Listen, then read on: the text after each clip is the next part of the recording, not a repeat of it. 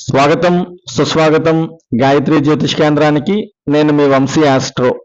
శ్రీ వాల్మీకి విరచిత శ్రీమద్ రామాయణం అయోధ్యాకాండము 65వ సర్గ. మరునాడు తెల్లవారింది. రోజు మాదిరి వందిమాగధులు దశరథ మహారాజును నిద్రలేపడానికి వచ్చారు. వారు దశరథుని గూర్చి మంగళకరములైన వాక్యములు పలుకుతూ స్తోత్రపాఠములు చదువుతున్నారు. గాయకులు దశరథుని వంశచరిత్రను గానం చేస్తున్నారు. వారి స్తోత్రపాఠములతో కౌసల్య మందిరము మారుమ్రోగిపోయింది. పరిచారకులు దశరథుని నిద్రలేపడానికి ఆయన పడుకున్న శయ్య దగ్గరకు వచ్చారు. మరికొంతమంది మంచి గంధము కలిపిన నీరుతో నిండిన కుండలను తీసుకువచ్చారు. వారు దశరథుని శయ్యకు కొంచెం దూరంలో నిలబడ్డారు. సాధారణంగా మహారాజు ఈపాటికే నిద్రలేచేవారు. కానీ ఇన్ని స్తోత్రపాఠములు చదువుతున్నా ఆయన అటు ఇటు కూడా కదలటం లేదు. వారికి అనుమానం కలిగింది. కానీ అలాగే నిలబడిపోయారు. ఇంతలో కొంతమంది వృద్ధ పరిచారకులు దశరథుని వద్ద చనువు ఉన్నవాళ్లు అక్కడికి వచ్చారు. విషయం తెలుసుకున్నారు. వారు దశరథుని శయ్య దగ్గరకు వెళ్లారు. ఆయనను సున్నితంగా తట్టి లేపడానికి ప్రయత్నించారు.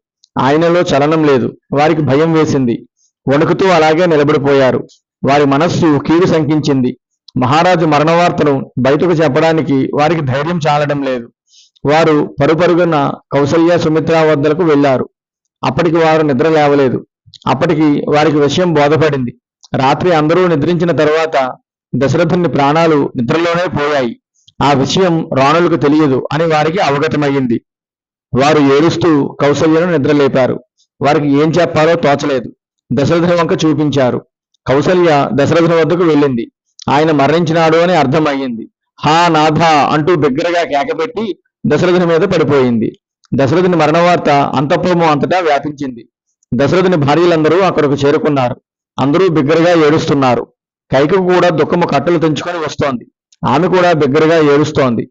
వారి రోదనలతో అంతఃపురము నిండిపోయింది. పరిచారకులకు ఏం చెయ్యాలో తోచడం లేదు. అటు ఇటు పరిగెడుతున్నారు.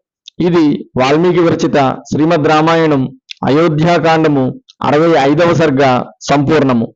ఓం తత్సత్. ఓం తత్సత్. ఓం తత్సత్.